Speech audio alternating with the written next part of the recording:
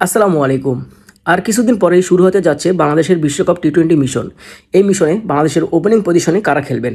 তো সেখানে যদি তানজিদ তামিমকে যদি খেলানো হয়, সেক্ষেত্রে কতটা যৌক্তিক হবে আর কতটা যৌক্তিক হবে না, সেই বিষয়ে আমরা আলোচনা করব।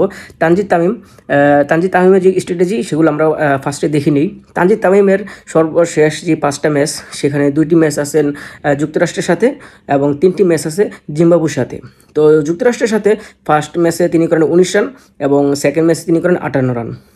এবং জিম্বাবুর ম্যাচ সাথে তিনি 3টি ম্যাচ খেলছেন, সেখানে একটিতে করছেন মাত্র 2 রান, আরেকটিতে করছেন 52 রান, আরেকটিতে 21 রান। তো দেখা যায় যে সর্বশেষ 5টা ম্যাচের ভিতরে তার 50 রয়েছে, 2টি 50 রয়েছে, একটাতে 58 আর একটাতে 52। একটি ম্যাচে করছেন মাত্র 2 রান আর বাকি 2টিতে 19 রান ও 21 রান। তো সেই হিসাবে দেখা যায় যে তার যে রানের ধারাবাহিকতা কিন্তু ঠিক আছে। অন্যান্য যে ব্যাটসম্যানগুলো রয়েছে বর্তমানে বাংলাদেশের, যে লিটন দাস, শান্ত, তাদের অনুযায়ী মানে তাদের তুলনায় কিন্তু তানজিদ তামিমের মানে ব্যাটিংয়ের যে স্ট্রাইক রেট সেটা কিন্তু খারাপ না। তাছাড়া তানজিদ তামিম যখন লিগে খেলতেন অথবা বিভিন্ন যে টুর্নামেন্টগুলো আছে ডিপিএল বা অন্যান্য যে লিগগুলোতে, সেখানে কিন্তু তার স্ট্রাইক রেট খুবই ভালো।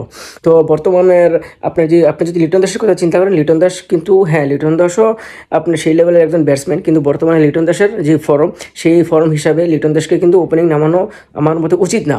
তো সেক্ষেত্রে তানজিদ তামিমকে কিন্তু সুযোগ দেওয়া যায়, কারণ তানজিদ তামিমের সর্বশেষ যে 5টি ম্যাচ দেখলাম, সেখানে কিন্তু তার রানের ধারাবাহিকতা খুবই ভালো।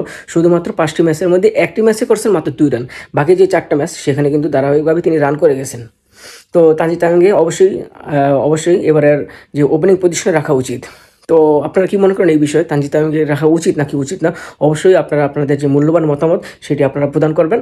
আর আমার মনে হয় যে সব কিছু বিবেচনা করলে তানজিদ তামিম কিন্তু খারাপ না, কারণ তিনি তার নামের প্রতি অলরেডি সুবিচার করেছেন।